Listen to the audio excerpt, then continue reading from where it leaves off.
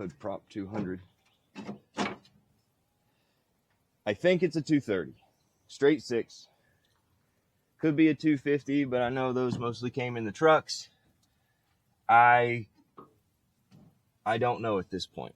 It's either a 230 or a 250. Inline six. And let's see if it rotates. Looks like it has new plug wires, new distributor cap, and plugs. So somebody's been in here. This might be. Nope, I ain't saying it. I ain't saying it, and don't comment. I ain't saying it, because then that'll make things hard. Those who work on cars know what I'm saying. We're within spitting distance.